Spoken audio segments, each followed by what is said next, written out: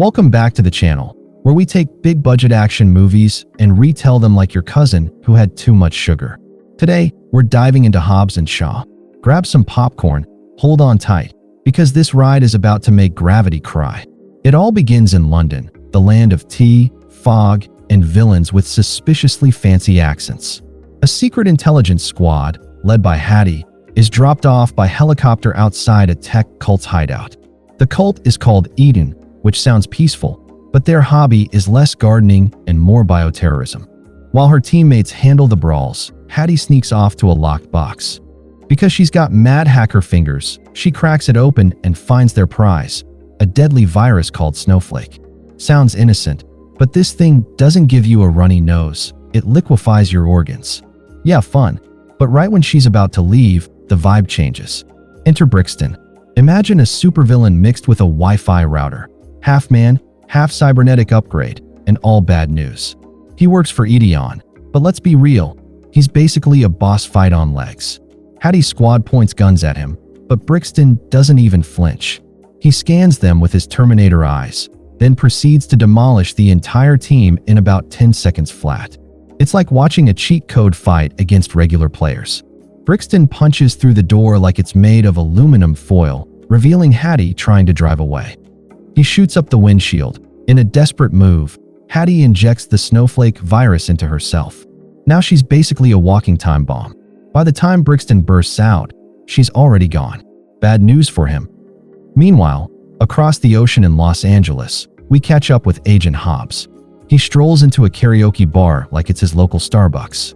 But instead of singing, he's backstage beating up a room full of gangsters. And when I say beating up, I mean throwing guys around like laundry in a dryer.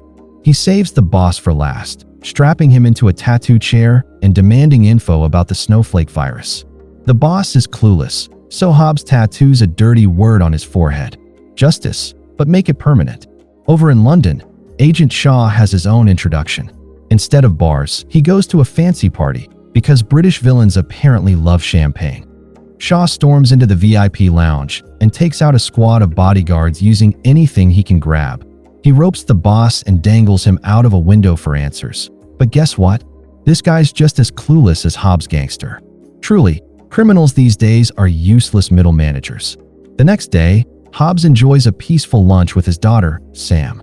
She's working on her family tree for school, but Dad refuses to talk about relatives, mostly because his family history is a soap opera with muscles. Their bonding moment is interrupted when a CIA agent shows up with a photo of Hattie. He explains that Snowflake liquefies organs. Hattie injected herself with it. And worst of all, the CIA thinks she killed her own team. Oh, and the scientist who created it? Missing.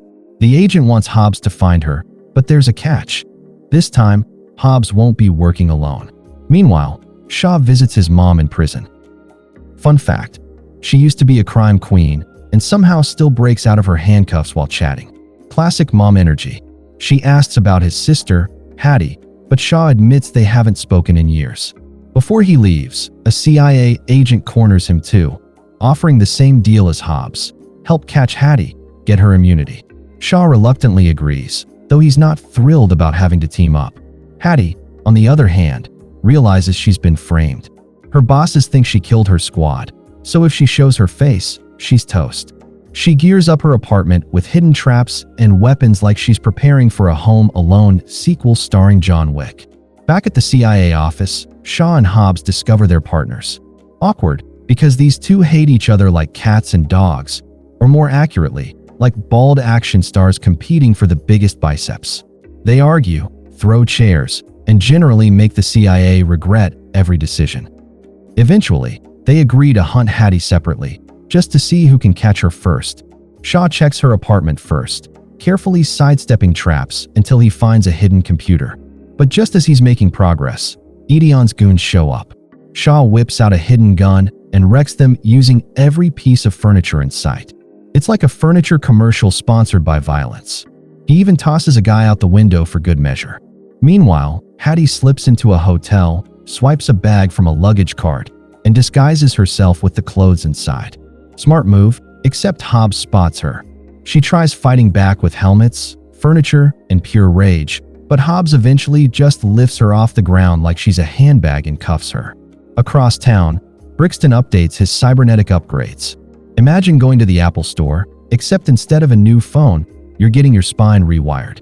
Painful, but he takes it like a champ. Edion's grand plan: use Snowflake to wipe out humanity and replace everyone with super-enhanced humans. Back at the CIA base, Hobbs interrogates Hattie. He knows from her fighting style she didn't kill her team, but until they prove it, she's not going anywhere. While Hobbs takes a call from his daughter, Hattie MacGyvers her way out of handcuffs with a necklace piece and beats up the agent babysitting her. Hobbs returns just in time to find her pointing a gun at him. Cue Shaw arriving, announcing Hattie is his sister. The men start another round of bickering until Hattie interrupts by revealing the Snowflake capsule is embedded in her hand. Before anyone can argue further, Brixton blasts through the window with his men, guns blazing. The agents scatter for cover. Brixton snatches Hattie and rappels down the building with futuristic harnesses that let them run sideways like Spider-Man. Hobbs and Shaw fight their way through Edion grunts.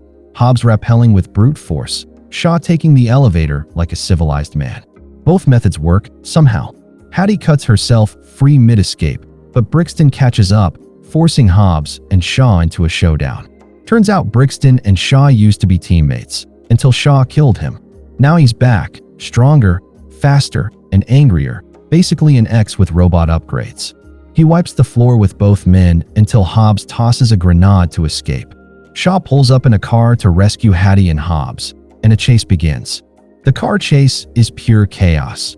Brixton's bike can transform to dodge obstacles like a transformer on Red Bull. Hobbs throws bikers into walls, and Shaw pulls a stunt by sliding his car under a truck.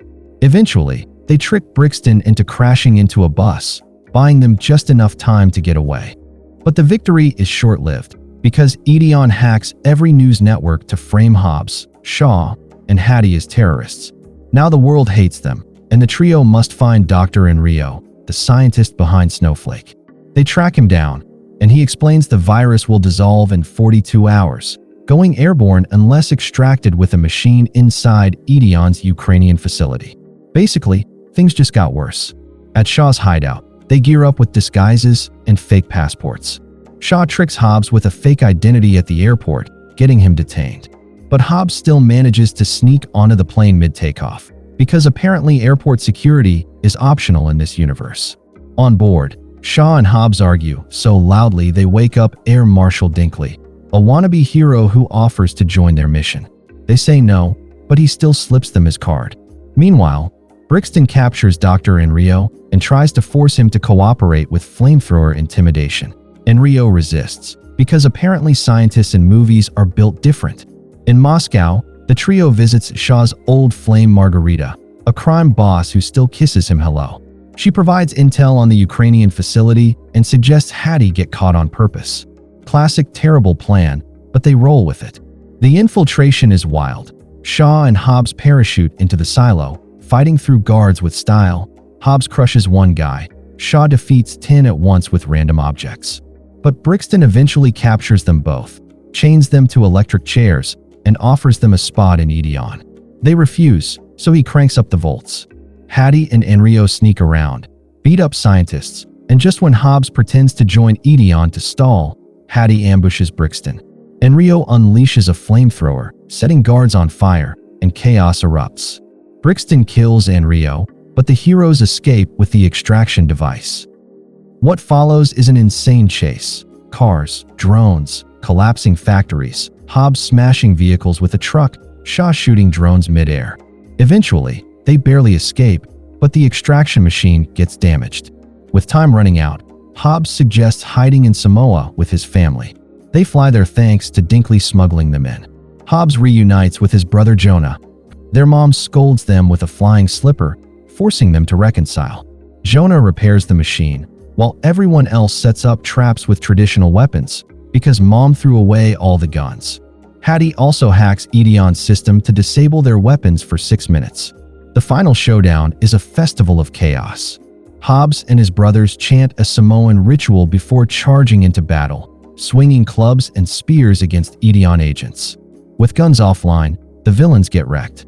Shaw and Hattie team up against enemies too, proving sibling bonding works best when you're punching bad guys. Then comes Brixton, who finds Hattie and drags her toward a helicopter. The heroes chase in trucks, chaining the chopper to their vehicles in a tug-of-war that would make physics professors cry. Jonah and the brothers link trucks together, boosters fire, explosions erupt, and somehow the trucks pull the helicopter back. Eventually, the chain breaks, the chopper crashes, and Hobbs and Shaw face Brixton one last time. This time, they fight smart, taking turns distracting him so the other can land hits. Together, they finally overpower him, smashing him into rocks until he collapses. Edion's mysterious boss remotely deactivates Brixton, making his body fall into the ocean. Spooky cliffhanger. Back in Samoa, the heroes celebrate. Hobbs introduces Sam to her extended family. Hattie and Shaw visit their mom. And for now, peace is restored. Until the next explosion-filled sequel, of course. And that's Hobbs and Shaw, the movie that proves if you punch physics hard enough, it just gives up. We had cyborgs, helicopters on chains, family drama, and a whole lot of sweaty muscles. If you enjoyed this recap, make sure to hit that subscribe button, ring the bell for more wild movie breakdowns, and drop a comment telling us if you think you could survive a Brixton-level punch. Spoiler, you can't. Thanks for watching, and see you next time.